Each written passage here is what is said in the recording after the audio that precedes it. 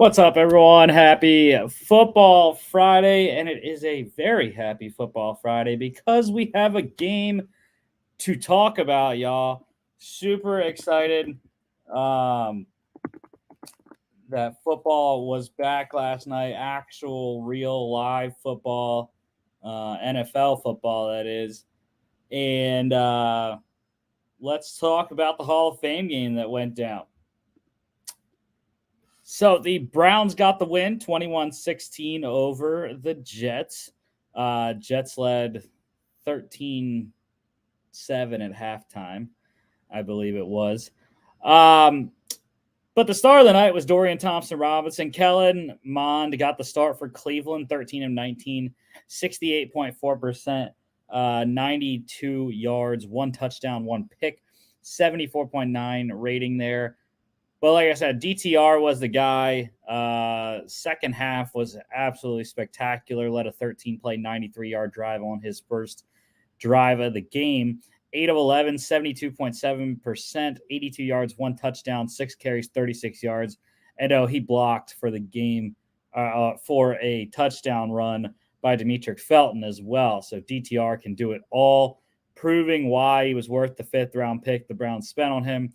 And also why he should win a backup job in Cleveland and not be on the practice squad. For the Jets, quarterback-wise, Zach Wilson got the start. Looked decent, 3 of 5 passing, 60%, 65 yards. It's not the greatest numbers for any of the Jets quarterbacks in this one. None of them threw touchdowns. But it was all right for Zach Wilson. He fumbled sometimes in key situations. He had a 3rd and 2 where he slipped and fell short. And then he had a 3rd and 5 that the pass got batted. But other than those two mishaps there, I think it was a pretty decent showing for Zach Wilson. Interested to watch him get more reps as we go along in the preseason. Tim Boyle also played. He was next up after Wilson, 6 of 11, 54.5%, 61 yards.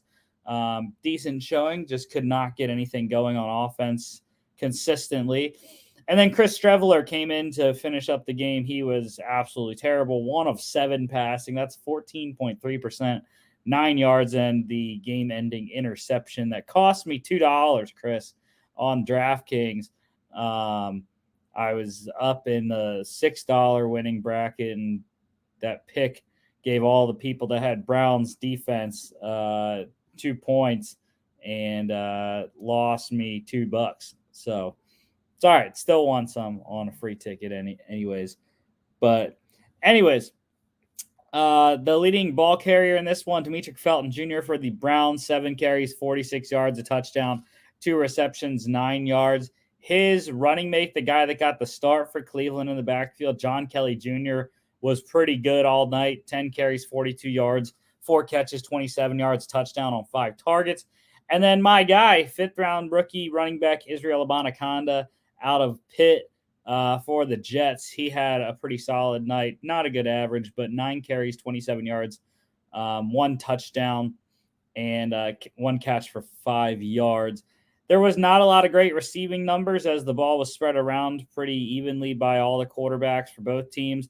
But Jets wide receiver Malik Taylor led the game in receiving, 1 catch for 57 yards on 2 targets, most of Zach Wilson's passing yards coming on that bomb. Defensively, I am going to go with the second guy there, linebacker Chaz Surratt for the Jets. 4 tackles, all of them solos, 1 pass deflection, 1 pick. Bubba Bolden, Bryce Huff also having good games for the Browns and Jets, respectively. The Browns +2, they went outright. Over 33.5 hit. I had the under, even bought a point.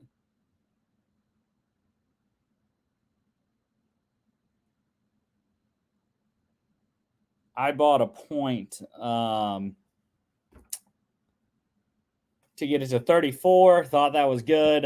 Too many points in the first half, though, killed us as there was just the just 2 touchdowns in the second half by Cleveland is what ended the under betters nights. But yeah, excited to have football back. We got the gold jacket ceremony tonight. And then tomorrow is the actual enshrinement speeches. Should be a great time. Always is. I haven't watched them in a while, but I'm sure Joe Thomas will be excellent. Zach Thomas seemed like he was pretty good speaker when I saw his interview on the sideline last night. And maybe Darrelle Revis might be pretty solid too. Not sure. Rondé Barber should talk a lot as well, I would expect. So we'll see how those goes and the reaction to those speeches. But yeah, preseason week 1 starting next week on Thursday. In news, college football news, we got movement, y'all.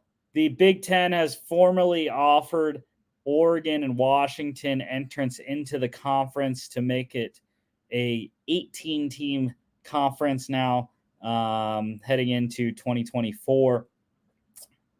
Just crazy that all this realignment is happening. Pac-12 also expected to lose Arizona. The deal for the Big 12 to add Arizona is expected to be finalized soon. So that's 4 schools lost in a matter of 3 weeks, maybe. And it is not looking good for the Pac-12. So schools that are left will be Arizona State, which is interesting that Arizona is the only team that would go to the Big 12, as the Arizona Board of Regents covers both Arizona and Arizona State. But Arizona State would be left, Cal, Oregon State, Stanford, Utah, and Washington State. That would be it. So that would lead them with what? 2, 4, 6 schools in the Pac-12. So the conference's future is not looking good, to say the least. NFL news, we finally have a resolution in the Alvin Kamara situation. He has been suspended for the first 3 games of the season for violating the NFL's personal conduct policy. Super hyped for that. I had the worst case scenario in mind, and that was like 6 games. But with 3 games, I feel good. I traded for him in one of my dynasty leagues this summer, and also I just drafted him in one of my best ball leagues. So I'm super hyped. It's only 3 games. Should be able to weather that storm nicely. Drafting Kendre Miller in my best ball draft, and I believe I drafted him in my rookie draft as well in the same league I have Kamara. Should help out there, even though Jamal Williams is going to be the starter. But Kendre Miller was working on his receiving skills, so hopefully we see a lot of PPR work for Miller there in New Orleans while Kamara is out.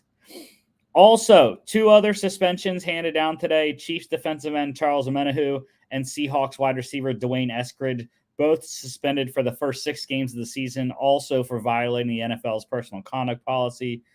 I believe Omenihu was involved in a battery incident, and I don't remember what Eskridge, I think, was the he had the unlicensed weapons, the guns, I believe.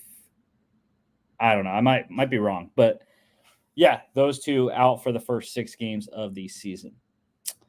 Injury wise, just a couple. Luckily, this in between the shows here, the 49ers running back Elijah Mitchell, he has an adductor strain. He is out at least 1 week, probably at least 1 week, Coach Kyle Shanahan said. So hopefully Mitchell will get back relatively quickly. And Falcons corner Jeff Okudah was carted off today with a leg injury. He'll have a MRI on it to see the extent of the injury, but hopefully it's a minor one for Okudah there in his new digs One release to talk about: Raiders releasing tight end O.J. Howard, one of their offseason acquisitions, but they filled his spot relatively quickly with re-signing tight end Jacob Hollister, who was on the team last year before being released and going on the Seahawks, I believe, practice squad. Couple extensions. The Saints, they signed defensive end Cam Jordan to a 2-year, $27.5 million guaranteed deal.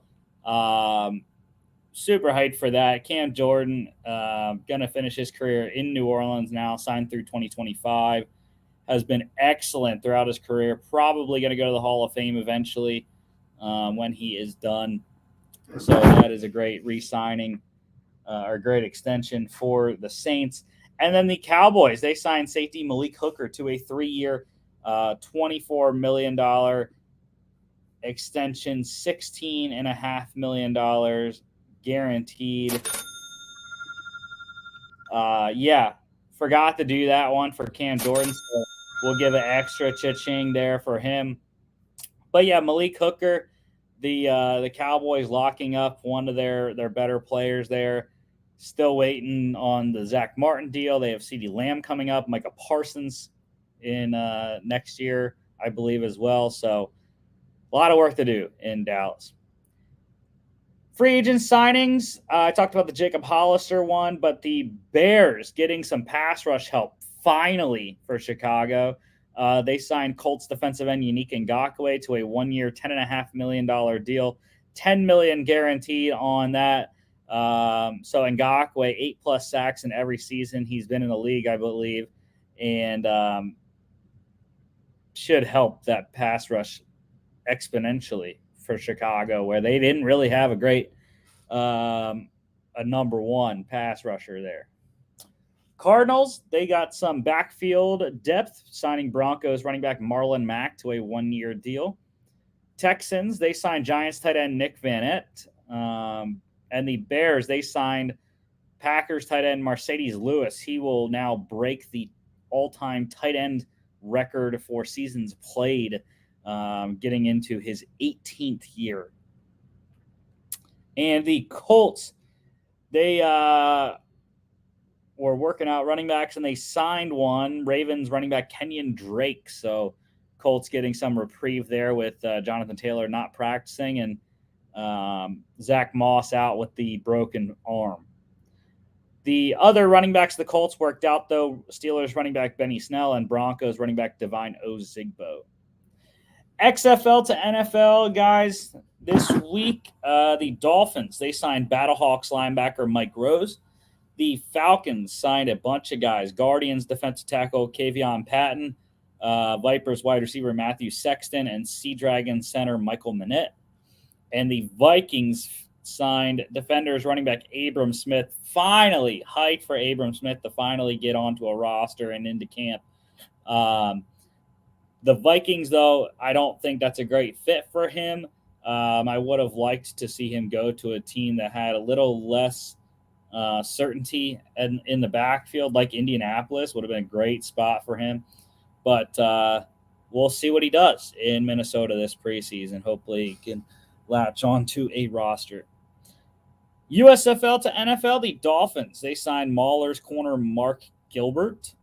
Again, getting some help at the secondary position after signing Eli Apple last week.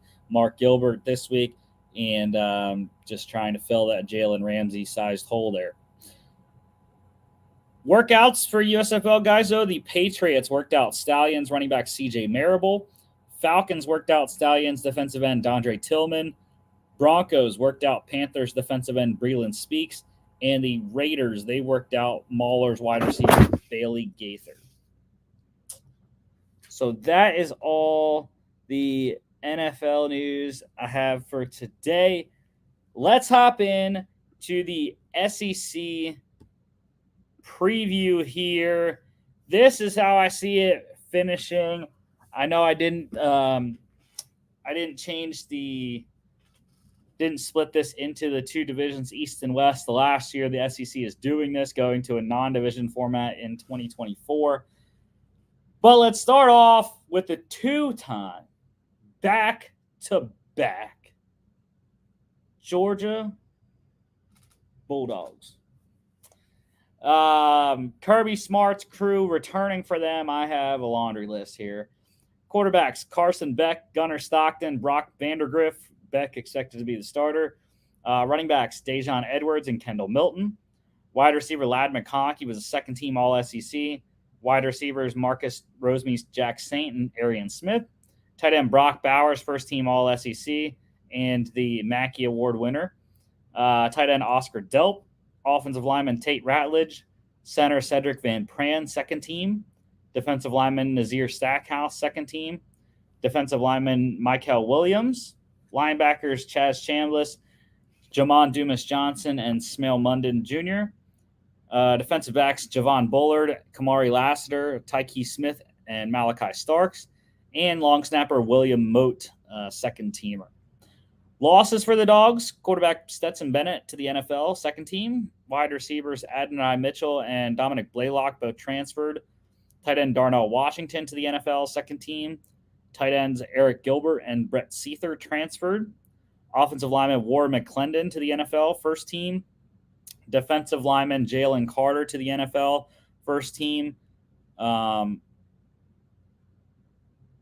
Defensive lineman Bear Alexander transferred.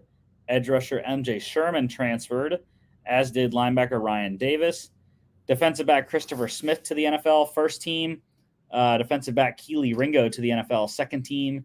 Defensive back Marcus Washington transferred, and kicker Jack Podlesny to the NFL, first team. Two key transfers for the Dogs: wide receivers Dominic Lovett and Ra Thomas. Lovett coming over from Missouri and Thomas from Mississippi State. Super hyped to have them in the offense. Go 5 wide, 5 deep at the wide receiver position with talent. So really excited to have them in this offense, whoever is the quarterback. As far as the record-wise, I have the Dogs undefeated, as do most people. 12-0 for Georgia, 8-0 in conference play. They win week 1 versus UT Martin, win versus Ball State, win versus South Carolina, win versus UAB. They win at Auburn, win at home against Kentucky, win at Vanderbilt, week 8 bye. They win at Florida in Jacksonville, the Georgia-Florida game. They win at home against Missouri. They win at home against Ole Miss. They win at Tennessee, and they win at Georgia Tech. The Tennessee game's the only tough one. I just do not think the Vols are going to be as electric with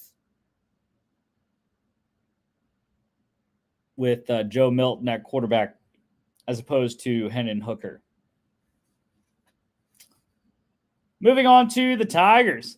LSU Tigers, that is. We have a couple Tigers in this, bunch of Tigers in this conference, but the LSU Tigers under Brian Kelly, year 2. Key returners for them: quarterback Jaden Daniels, running back John Emery Jr., wide receiver Malik Neighbors, offensive lineman Will Campbell, second team, defensive lineman Makai Wingo, second team, and linebacker Harold Perkins Jr., second team. Losses for them: quarterback Walker Howard transferred, as did tight end Jack Beck, and defensive lineman BJ Ojulari to the NFL, first teamer. Brian Kelly did get some good transfers. Running back Logan Diggs in from Notre Dame. Defensive lineman Ovi Ogalfo from Texas. And linebacker Omar Spates from Oregon State. Excellent linebacker there for LSU. For the Tigers here, I have them going 10-2, 7-1 conference record. The one loss, the only reason why they don't get back to the SEC championship game, however, as it is to Alabama. Week 1, though, at Florida State on a Sunday. That's at Camping World Stadium in Orlando. I have them losing that. I just think Florida State is the better team, and it's going to be a close game, I think. But I think Jordan Travis and that FSU offense is ready to explode. So I have the Tigers losing that one. They win at home against Grambling, win at Mississippi State, win at home against Arkansas, win at Ole Miss, win at Mizzou, win at home against Auburn, win at home against Army, week 9 bye. But like I said, they lose at Alabama. That's the lone conference loss that loses them a spot in the SEC title game. And then they win at home against Florida, win at home against Georgia State, and win at home against Texas A&M to finish 10-2, New Year's Six bowl berth, most likely for LSU. Let's head to the Vols, the Tennessee Volunteers here. Returning for them, quarterback Joe Milton III, running back Jabari Small, wide receiver Brew McCoy, offensive lineman Cooper Mays, and linebacker Aaron Beasley. Key losses for them, quarterback Hendon Hooker to the NFL, first team. Wide receiver Jalen Hyatt to the NFL, first team. Offensive lineman Darnell Wright to the NFL, first team. And defensive lineman Byron Young to the NFL, first team. Transfers for the Volunteers here. Wide receiver Dante Thornton Jr. from Oregon. Tight end McAllen Castles from UC Davis. Should be excellent player there. Not a guy that a lot of people know about. Linebacker Keenan Peely comes in from BYU. And corner Gabe Judy Lowley also from BYU. So, just like LSU, I have Tennessee going 10-2, 6-2 in conference play. That makes them finish second in the SEC East this year. They win at home against Virginia. They win at home against Austin Peay. Win at Florida. Win at home against UTSA. They win at home against South Carolina. Week 6 bye. Win at home against Texas A&M. They lose at Alabama this year, though. Not going to beat Bama 2 years in a row. Sorry, Tennessee fans. They win at Kentucky, win at home against UConn, win at Missouri. They lose at home against Georgia, and they win at home against Vanderbilt to end 10-2. Also in the mix probably for a New Year's Six. Head to the Crimson Tide. Nick Saban's crew, down year last year, but they'll rebound this year, I'm sure of it, even without Bryce Young. Returning for the Tide here, quarterbacks Jalen Milroe and Ty Simpson, running back Jace McClellan, wide receivers Ja'Cory Brooks and Jermaine Burton, offensive lineman J.C. Latham, defensive back Kool-Aid McKinstry, first-teamer, and kicker Will Reichard, second-teamer. Losses for Alabama, running back Jahmyr Gibbs to the NFL, second team.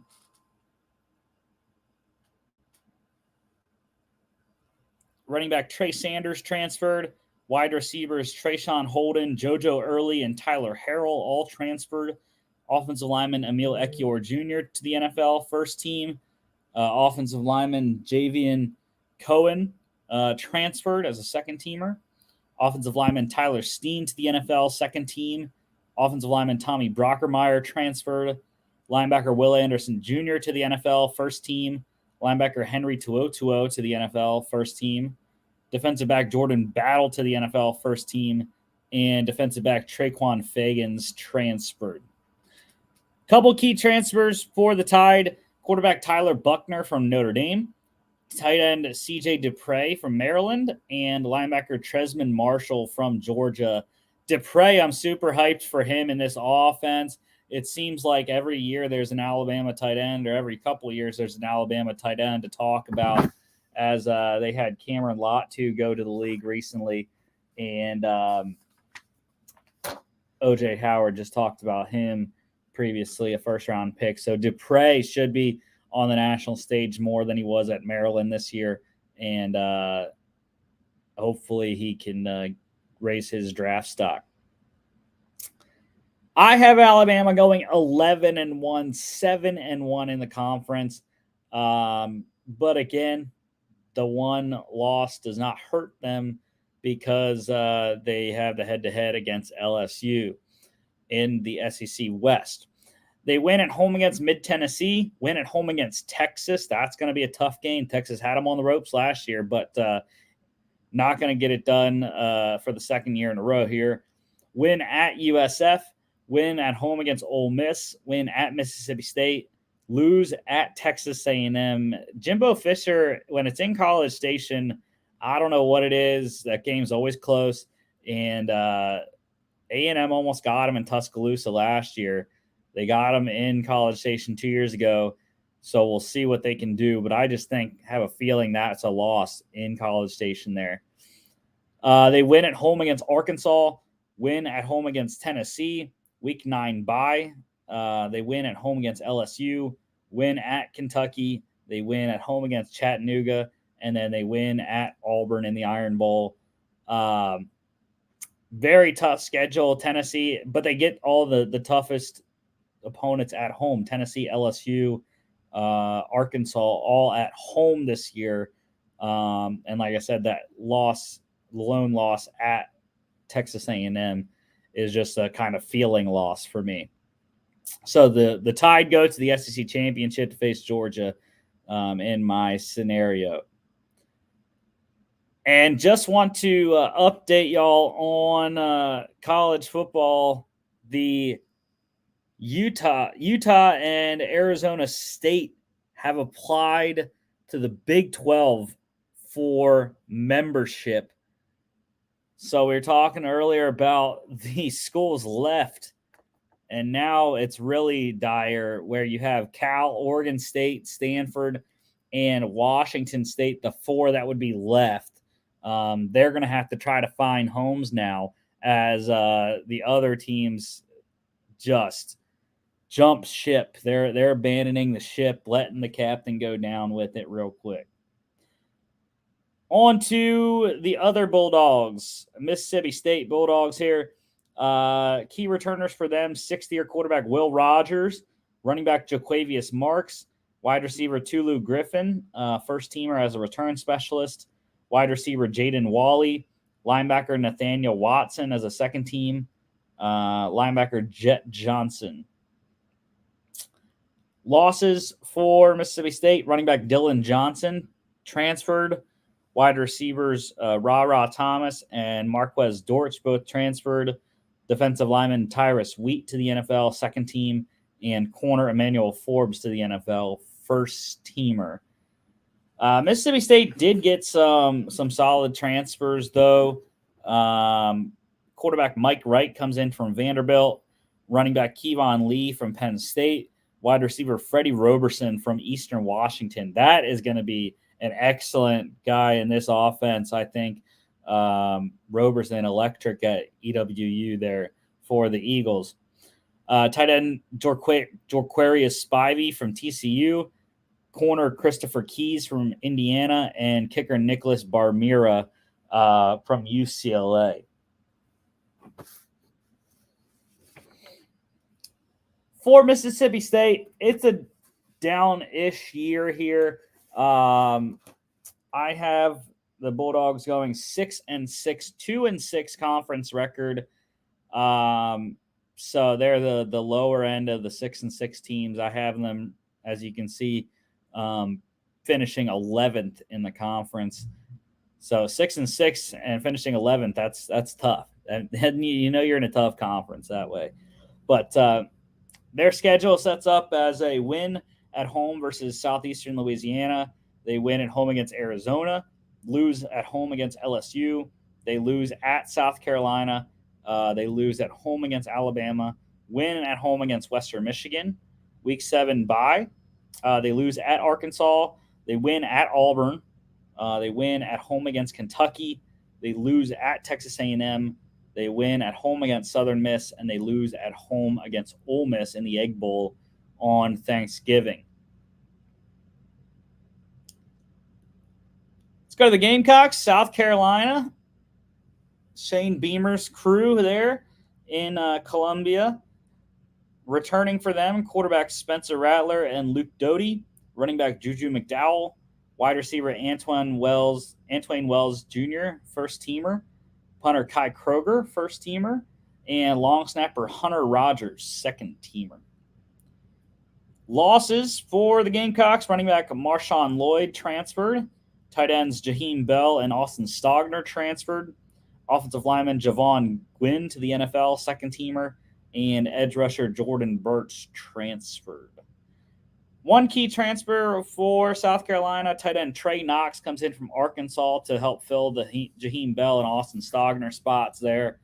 So he'll have to find that connection with Spencer Rattler. I have South Carolina going 6-6 also, 4-4 in conference play though. So they are at the top of the 3, 6, and 6 teams I have. They lose at home against North Carolina. That's in Charlotte at Bank of America Stadium where the Panthers play. So I had them losing that one. Should be a good game. I just think Drake May is the better quarterback, and hopefully Mac Brown's got that defense figured out this year. They win at home against Furman, lose at Georgia, win at home against Mississippi State. They lose at Tennessee, week 6 bye, win at home against Florida. They lose at Missouri, lose at Texas A&M. They win at home against Jacksonville State, win at home against Vanderbilt, win at home against Kentucky, and they lose at home against Clemson. Yes, they are not going to beat Tennessee and Clemson in the same season like they did last year. So, yeah, 6-6 for the Gamecocks there.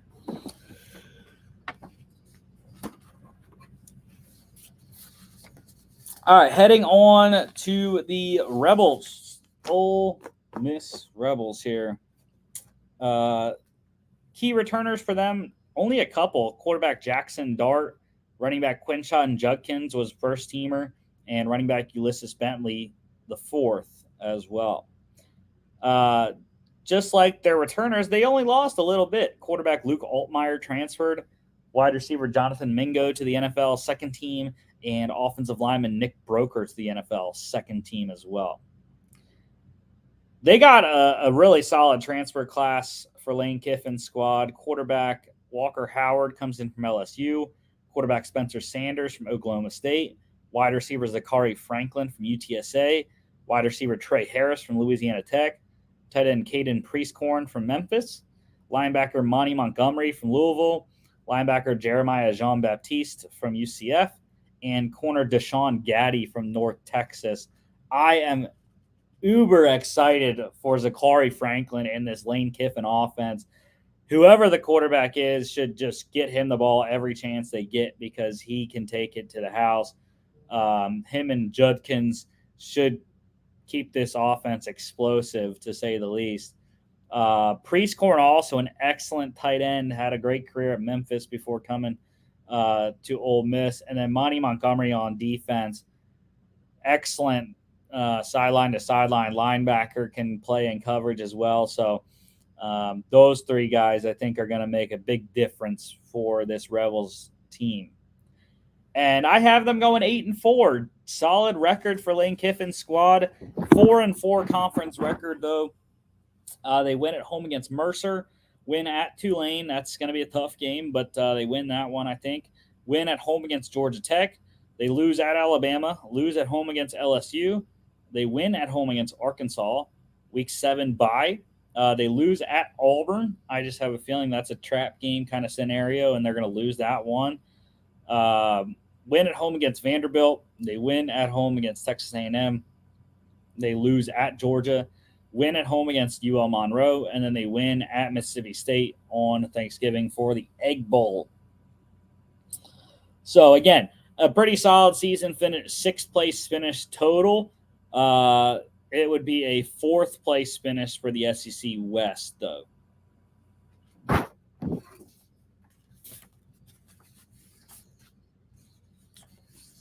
go to the team that I have finishing ahead of them in the SEC West. 3rd place for the Arkansas Razorbacks here. Returning for them, quarterback KJ Jefferson, running back Rocket Sanders, second teamer, running back AJ Green, defensive back Dwight McGlothern, second team, and punter Max Fletcher. Losses, a bunch of production loss, though. Quarterback Malik Hornsby transferred. Wide receiver Ketron Jackson transferred. Tight end Trey Knox transferred. Center Ricky Stromberg to the NFL, first team. Linebacker Drew Sanders to the NFL, first team. Linebacker Bumper Poole to the NFL, second team. Safety Jalen Catalan transferred. and kicker Jake Bates to the NFL, first team as a kickoff specialist. Key transfers for the Razorbacks here: quarterback Jacoby Criswell from North Carolina, tight end Varquise Gums from North Texas, edge rusher Trajan Jeffcoat from Missouri, linebacker Jaheim Thomas from Cincinnati, safety Al Walcott from Baylor, and safety A.J. Braithwaite from Western Kentucky. I'm really excited about Gums in this offense, taking Trey Knox's spot, and Walcott on the back end should provide help with losing Catalan to the transfer portal there. I had the Razorbacks with a very solid season, 9-3 for me, 5-3 conference record. They win at home against West Carolina, win at home against Kent State, win at home against BYU, lose at LSU. They win at home against Texas A&M, lose at Ole Miss. They lose at Alabama, win at home against Mississippi State, week 9 bye. They win at Florida, win at home against Auburn, win at home against FIU, and then they win at home against Missouri to finish 9-3. Should get a intermediate bowl there. Not going to get a New Year's Six with 9-3, but pretty high profile bowl, I would say. That is a non-New Year's Six bowl. Let's go to the Wildcats, Kentucky. Returning for them, wide receivers Barian Brown and Dane Key and Tavion Robinson. Those are really the key guys that are returning for them. Losses: quarterback Will Levis, running back Cavassier Smoke transferred, defensive back Keydron Smith to the NFL, second team, and offensive lineman John Young transferred as well. Key transfers for them, though, they got some good ones. Quarterback Devin Leary from NC State, running back Ray Davis from Vanderbilt, running back Demi Sumo Karngbe from NC State, corner JQ Hardaway from Cincinnati, and kicker Alex Rayner from Georgia Southern. All should produce or should help this Cats offense this year, or Cats team, I should say. Leary, the biggest one, obviously. Prolific career at NC State, comes to the SEC. We'll see what he can do. I have the Cats finishing as my 8th place team. Right at the middle there. But third place in the SEC East. And for their record-wise, I have Kentucky going 7-5, 3-5 in conference. That's why they're below A&M in the overall rankings. They win at home against Ball State, win at home against Eastern Kentucky, win at home against Akron. They win at Vanderbilt. They win at home against Florida, lose at Georgia. They win at home against Missouri, week 8 bye. They lose at home against Tennessee, lose at Mississippi State, lose at home against Alabama, lose at South Carolina, and then they win at Louisville. That's going to be a tough game. I was thinking about putting that as a loss. It could be, but maybe they win at Mississippi State or South Carolina to fix that and keep their 7-5 record there. Heading on to the Gators. Now, this is if you've been looking at the screen for a bit, you're probably wondering what the hell Florida is doing in last place, and I'll tell you why when I get to the key returners and stuff. The key returners for Florida: Jack Miller, the quarterback Jack Miller III, running back Trevor Etienne, wide receiver Ricky Pearsall, tight end Keon Zipper.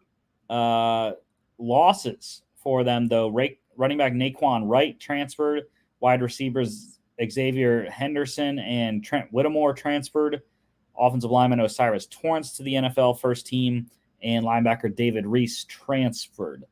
Now, the transfers that they did get, though, are pretty solid. Quarterback Graham Mertz from Wisconsin, running back Cameron Carroll from Tulane, offensive lineman Micah Maskua from Baylor, safety RJ Moten from Michigan, and safety Ronald Nunnery from Houston.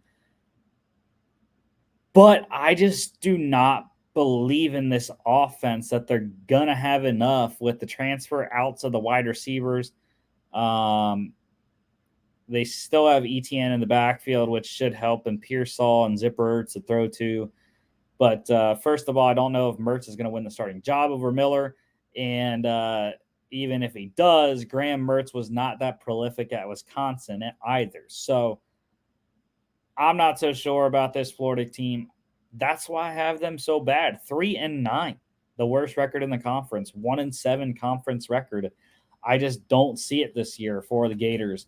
And that's not just me being a Georgia fan. It's the truth of what I look at when I see the roster. They lose at Utah on Thursday night. They're not going to win. They're not going to beat the Utes. Last year is in the swamp. Barely beat them on a Cam Rising horrible throw into the end zone that got picked off. But in Utah, probably a night game. Not going to do it. Not going to win that one. They win at home against McNeese State, though. They lose at home against Tennessee, win at home against Charlotte, lose at Kentucky. They win at home against Vanderbilt. Then they lose the rest of them. Lose at South Carolina, week 8 bye. Lose at home against Georgia in Jacksonville. They lose at home against Arkansas. They lose at LSU, lose at Missouri, just because Columbia is a hard place to play. And then they lose at home against Florida State. I think Florida State has the better team at this point. And Jordan Travis, like I mentioned earlier, when with the LSU Florida State game, I just think Jordan Travis is ready to get that Seminole offense going this year. So, yeah, I'm probably going to get a lot of ats for having Florida last, but I just don't see it, y'all. Prove me wrong, Billy Napier. All right, let's head to another Tiger school here, the Missouri Tigers. Returning for them, quarterback Brady Cook, running back Nathaniel Pete, wide receiver Luther Burden III, linebacker Tyron Hopper, and kicker Harrison Mavis. Losses, wide receiver Dominic Lovett transferred as a second-teamer, wide receiver Toski Dove transferred, defensive lineman Isaiah McGuire to the NFL, second team, and edge rusher Trajan Jeffcoat transferred also. Key transfers for the Tigers here, quarterback Jake Garcia from Miami, wide receiver Theo Weiss from Oklahoma, and offensive lineman Cameron Johnson from Houston. Weiss, definitely the biggest one of those three guys, should provide a spark with targets lost from Lovett and Dove there. Should have a big opportunity for him and Burden to get a lot of targets this year. Missouri, I have finishing just short of bowl berth eligibility. Could sneak in if there's not enough 6-6 teams, but 5-7 for them, 2-6 conference record for me. They win at home week 1 against South Dakota on a Thursday night. They win at home against Mid-Tennessee, lose at home against Kansas State. I think the Wildcats there are going to be too good for them. They win at home against Memphis, win at Vanderbilt. They lose at home against LSU, lose at Kentucky. They lose at home against South Carolina. Week 9 bye. They lose at Georgia, lose at home against Tennessee, win at home against Florida, and they lose at Arkansas on a Friday. That's Black Friday game, I believe. So that's how you get the 5-7. Now, there are games to be had in this schedule. The Kentucky game and the Arkansas games are the two really that come to mind. I just have to see more out of Brady Cook or Jake Garcia if that's the starter, but I believe it'll be Cook probably, the incumbent starter there. So I have to see more out of him and more out of that offense. The defense was spectacular last year, expected to be again, but the offense needs to get it going. And if it does, then maybe Missouri can get to 6 or 7 wins. So the last Tigers team to talk about, the Auburn Tigers. Hugh Freeze, first season there at Auburn, returning for his squad, quarterback Robbie Ashford, wide receiver Jarquez Hunter, corner Nehemiah Pritchett, and safety Zion Puckett there. Key losses for them: quarterbacks Zach Calzada and TJ Finley both transferred, and defensive lineman Derek Hall went to the NFL first teamer. Now, Albert, Hugh Freeze did an excellent job with this transfer class, almost rivaling Lane Kiffin's squad.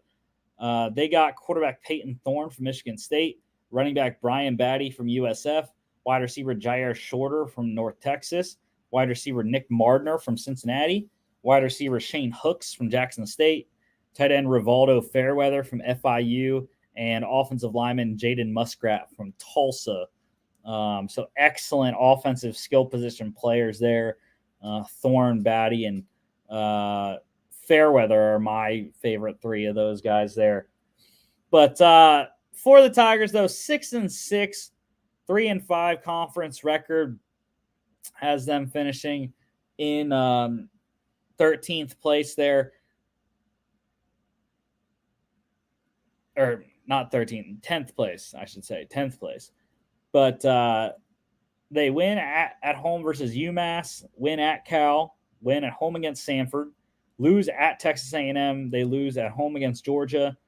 Week 6 bye. They lose at LSU, win at home versus Ole Miss, win at home versus Mississippi State, lose at Vanderbilt. That's just a weird one. I just think that's a trap game that week for some odd reason. I think they're going to lose at Vandy.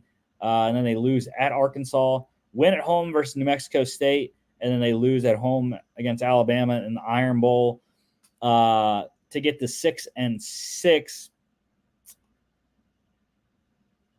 If Peyton Thorne plays like he did early in his Michigan State career, I think Auburn will have a better chance. The A&M game and the Vandy, Arkansas games, I think those are the big three you want to look at to possibly get 7, 8, or 9 wins on this Auburn squad and Hugh Freeze's inaugural campaign there.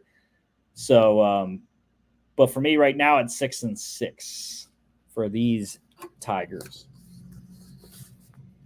Let's move on to the Aggies. The Texas A&M here, returning for them, quarterback Max Johnson, quarterback Connor Wegman, wide receivers Moose Muhammad III and Ananias Smith, defensive back Damani Richardson, and punter Nick Constantino was a second-teamer last year. Losses, though. Quarterbacks Haynes King and Eli Stowers transferred. Running back Devon Chain to the NFL first team. Wide receiver Yulkeith Brown transferred. Offensive lineman Matthew Wyckoff transferred. Linebacker Ish Harris and Andre White Jr. transferred. And defensive back Antonio Johnson to the NFL second-teamer. Transfers in for the Aggies. Running back David Bailey comes in from Colorado State. Corner Josh DeBerry from Boston College. And corner Tony Grimes from North Carolina.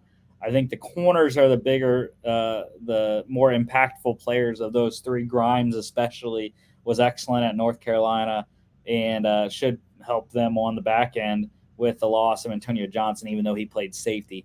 But, Grimes slot corner there. I have Jimbo Fisher's squad going 7-5, 4-4 conference record there, finishing in 7th place. 5th place, though, in the SEC West. Win at home against New Mexico. They lose at Miami. Tyler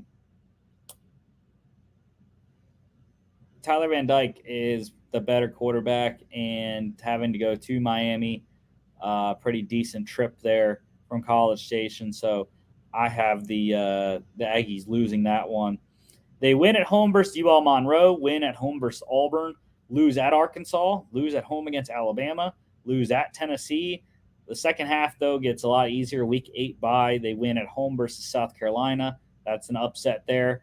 They win at Ole Miss, win at home versus Mississippi State.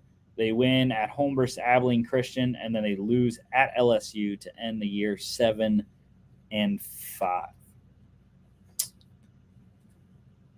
And finally, the Commodores of Vanderbilt. Key returners for Vandy, quarterbacks Ken Seals and A.J. Swan, wide receivers Jaden McGowan and Will Shepard, and long snapper Wesley Schelling, first team all conference last year. 3 losses are all transfers. Quarterback Mike Wright, running back Ray Davis, and running back Rocco Griffin all transferred out. No key transfers for the Commodores. That's not good in a conference that you kind of need that help to get the leg up on the competition. 4-8 though for Vandy, 1-7 in conference play. Technically, based off conference record and then head to head, they would be last place.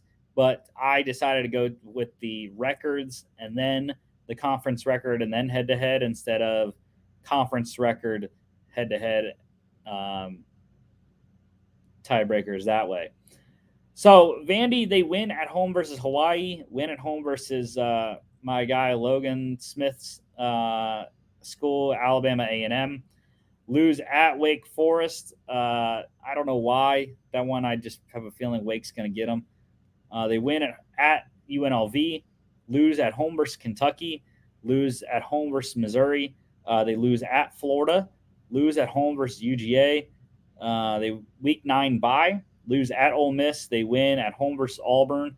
Mentioned that upset a little bit earlier. They lose at South Carolina, and they lose at Tennessee to end the year. 4-8 for Vandy after a surprising season last year. I just don't see it with no key transfers coming in. It's going to be a tough year for the Vandy Commodores there. So that is the SEC, y'all. To recap, I have the Georgia Bulldogs winning the SEC 12-0, 8-0 in conference, first place SEC East. Alabama wins the SEC West 11-1, 7-1 in conference, and that one is key because it's a win against LSU, which makes LSU finish second in the SEC West, 10-2, 7-1. Third place overall standings. Tennessee in fourth, second place in the SEC East, 10-2, 6-2 conference record. Arkansas comes in fifth place and third in the SEC West, 9-3, 5-3 in conference.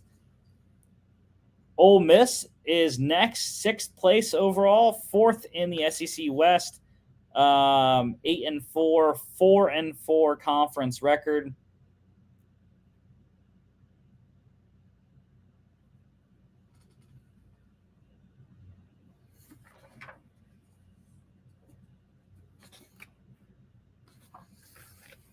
Need to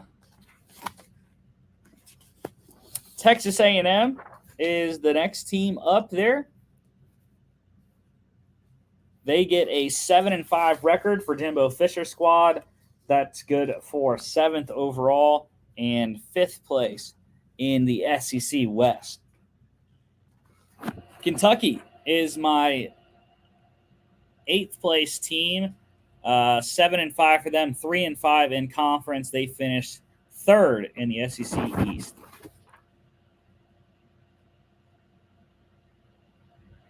Ninth place is South Carolina, 6-6, 4-4.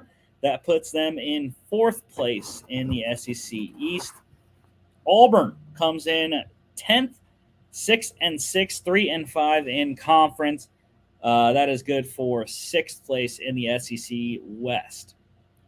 Missouri is Mississippi State is the next school, 6-6, 2-6 conference record there, 11th overall, and that puts them in last in the SEC West, 7th place there.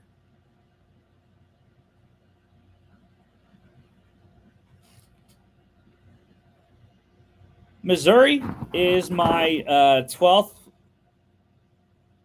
place team here. They finished 5-7, 2-6. That is good for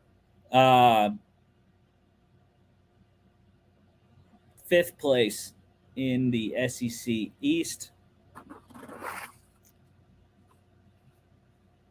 My 13th place team is the Vanderbilt Commodores, 4-8, 1-7 in conference record.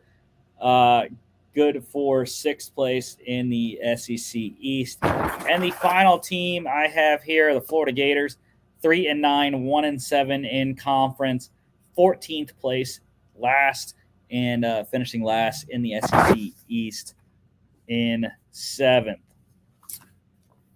So, hope y'all enjoyed the SEC preview. We'll finish up our conference previews on Tuesday with the Sun Belt, the Fun Belt, though, as we like to call it. And guys, next week is preseason week 1. We will have a whole slate of games starting on Thursday night to talk about. We'll preview the Thursday games and have game recaps on the Friday show. We'll preview also the weekend slate, Friday, Saturday games as well. I don't remember if there's any Sunday. There could be. Let's see here. There are a couple of games on Sunday, so we will preview that whole slate, Friday, Saturday, and Sunday games on next Friday's show. Thank you all for watching. Don't forget to follow us on all our social media at FAA Podcast on Instagram and Twitter, or X, I guess we're calling it now. I should probably switch the logos, but at FAA Bets, FAA_bets on Twitter as well.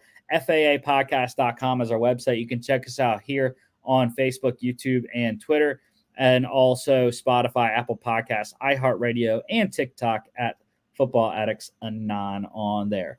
Thank y'all, and we will see you back on Tuesday.